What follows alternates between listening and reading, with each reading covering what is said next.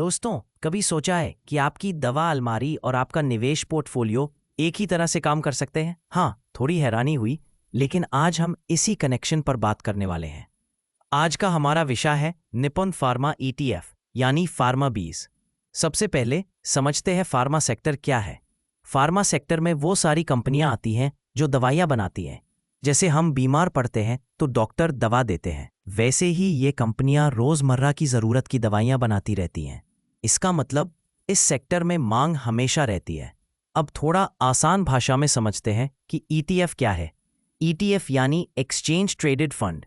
इसे ऐसे समझिए जैसे आप अलग अलग दवाइयों का एक बॉक्स बनाते हैं, वैसे ही ईटीएफ में अलग अलग कंपनियों के शेयरों का एक बॉक्स होता है। आप सिर्फ एक ही शेयर खरीदते हैं, लेकिन आपका पैसा कई कंपनियों में फैल जाता है। फार्मा बीज एक ऐसा ईटीएफ है जो निफ्टी फार्मा इंडेक्स को ट्रैक करता है।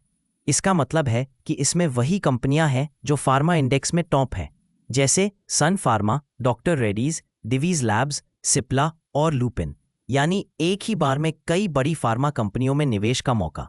फार्मा सेक्टर थोड़ी साइक्लिकल और महत्वपूर्ण है। कभी नई दवाइयां लॉन्च होती हैं, कभी रेगुलेशन बदलता है, इसलिए शेयर की कीमतें ऊपर नीचे होती रहती हैं। लेकिन लंबी अवधि में लोगों की दवाइयों की ज़रूरत हमेशा रहेगी। इतना ही नहीं, अगर हम फार्मा बीज के पिछले प्रदर्शन की बात करें तो ये ईटीएफ पिछले कुछ वर्षों में स्थिर रिटर्न देता आया है।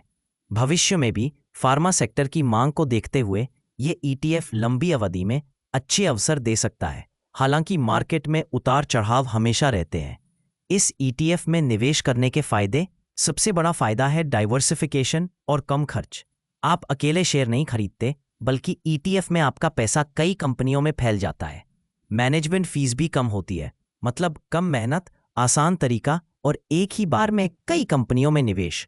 तो दोस्तों, अगर आप फार्मा सेक्टर में रुचि रखते हैं और समझना चाहते हैं कि पैसों को कैसे फैलाया जाए, तो फार्मा बीज आपके लिए एक आसान विकल्प हो सकता है। आप बताइए, आपको कौन सी फार्मा कंपनी सबसे ज्यादा पसंद है और क्या आप ईटीएफ के जरिए सेक्टर में निवेश करना पसंद करेंगे? नीचे कमेंट में जरूर बताइए। और हाँ, वीडियो पसंद आया तो लाइक, कमेंट और सब्सक्राइब करना ना भूलें। यह वीडियो सिर्फ जानकारी के लिए है, ये कोई इन्वेस्टमेंट एडवाइस नहीं है। मार्केट में रिस्क होता है, इन्वेस्ट करने से पहले खुद रिसर्च करें या फाइनेंशियल एडवाइजर से बात करें।